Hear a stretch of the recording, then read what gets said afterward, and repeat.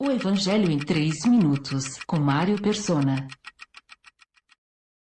Depois da revelação de que Jesus é o Messias esperado por Israel, os discípulos são exortados a não divulgarem essa informação, pois ainda não era a hora dele se manifestar como um Messias vitorioso. Antes de vir como Rei de Reis e Senhor de Senhores, Jesus precisa passar pela morte de cruz. E é da cruz que ele fala no versículo 23, porém agora se referindo aos seus seguidores.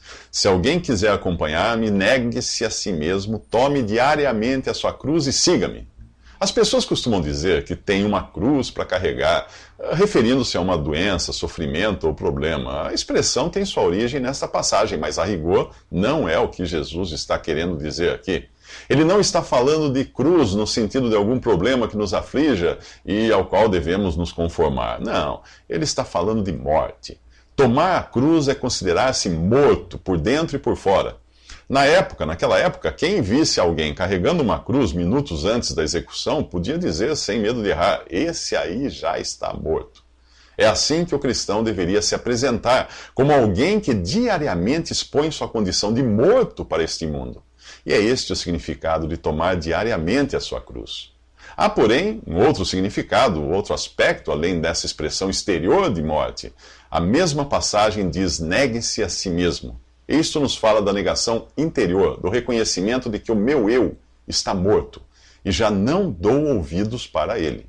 O assunto é tratado com mais detalhes em 5 passagens que falam da cruz na carta aos Gálatas. Em Gálatas capítulo 3, versículo 1, é dito que Jesus Cristo foi exposto como crucificado. E é este o ponto de partida da nova vida do cristão.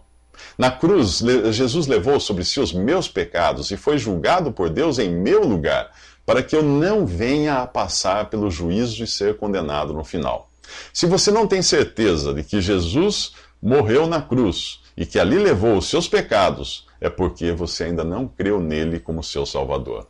Você continua achando que não é tão pecador quanto fulano ou cicrano e acredita que no dia do juízo Deus irá ponderar o bem e o mal que você praticou para decidir o seu destino eterno. Você ainda não entendeu para que Cristo morreu. A morte de Jesus nos remete aos sacrifícios do Antigo Testamento, quando uma vítima inocente, como uma ovelha, por exemplo, era morta em lugar do pecador. O inocente substituía o culpado no juízo de morte. Por que você acha que a Bíblia chama Jesus de Cordeiro de Deus? Ele é a vítima definitiva. Enquanto os sacrifícios do Antigo Testamento só relembravam o pecado, o sacrifício de Cristo efetivamente anulou os pecados daqueles que creem nele.